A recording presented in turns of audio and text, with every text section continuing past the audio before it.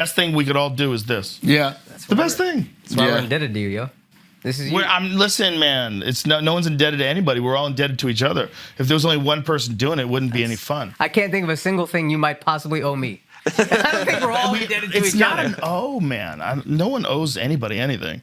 We're all benefiting. Like, we all benefit from being a part of a group of fun, interesting people. We all benefit. And it doesn't, like, you can make tallies and decide, like, who benefits this and who benefits that, but it doesn't matter. What matters is the only way any of this shit is fun is if there's many people doing it. Yeah. The only way it's fun is if you have all your friends having a great time doing the exact same thing. Like, everybody's trying to do the thing. Everybody's doing their own version of the thing. They're all doing it. I don't think you realize that is a completely different paradigm. That's like that's not what we grew up in at all. And I do think you are at the forefront of that. You don't have to put yourself there, but you are. Well, we can all eat. This is for everybody. That's brand new.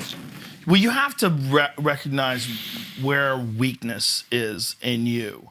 Like, what bothers you about you? And one of the things that used to bother me about me is that I would get weirded out by other people who are better than me at stuff, and I would not like them. And I'd be like, why do I not like them? Because they're better than me at something. Like, what is that fucking weird weakness? Yeah. And I realized it was like a fear that there was like a finite amount of success that existed. Yes. And then you could only have a certain amount for yourself, and if you were around other people that were doing well, it would somehow or another take something away from you. Yeah. It's weird. I used to hate complimenting other people, and I think I was just so scared to show any vulnerability that I wouldn't do it. And now I'm like, yo, if I like anything you do, you deserve all the praise. I never want to hold that back. I'm just making this person feel not as good as he could. Yeah. I learned how to do that from a guy who was a pool hustler. I was really good friends with a dude when I lived in White Plains. Well, I always used to play pool in White Plains. I lived in New Rochelle, New York. And I met this dude. His name was Johnny. And he was like this mathematical genius who was also homeless, who was a pool hustler. Whoa. And when I met him, he tried to hustle me in a game of pool. I was terrible at pool. I'm like, what are you talking about? Because I could tell he was full of shit, but he was funny. Right. And I saw him there a bunch of times. We became friends. But he was like the first guy that I ever met that would tell you what he liked about the stuff that you did. Like, he would come with me to comedy shows, and he'd be like, dude, that thing that you're doing. And he would like go into this like explanation. I loved it. Right. And he would like give you, like, I know your generation likes to call it give you flowers. Yeah.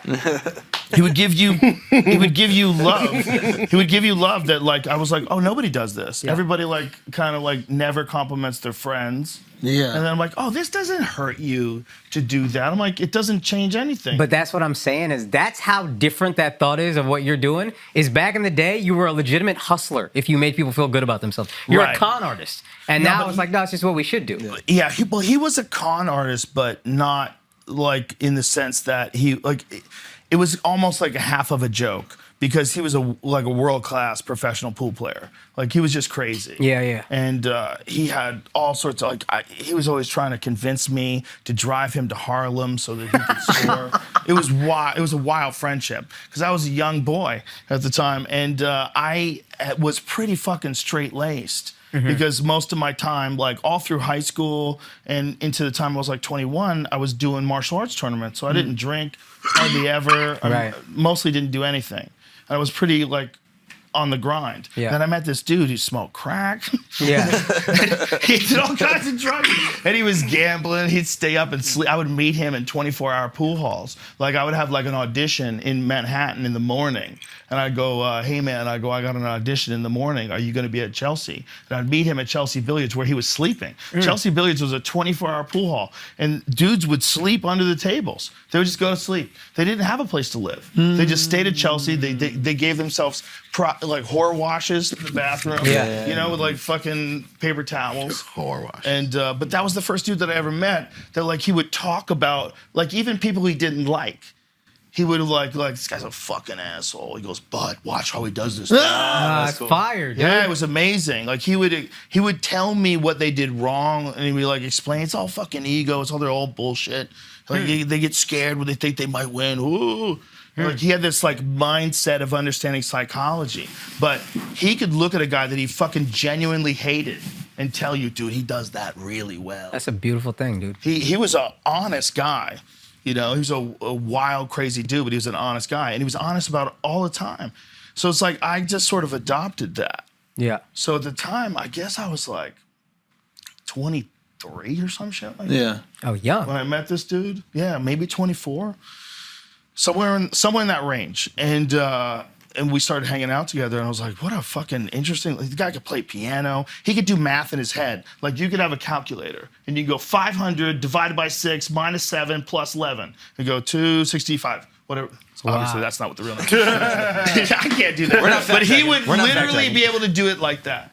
And we would do it with calculators. Yeah. It was like a trick that we would do at the pool hall, where people would like let him, they would gamble with it. He would tell people he could do that. He would gamble with it. Wow. Wow. And they would like do calculations, and he could keep up with the fucking calculator. He could play piano. Again with the mic, bro! I'm gonna go piss it. Just keep it Yeah, going. he took a whore bath. It accidentally.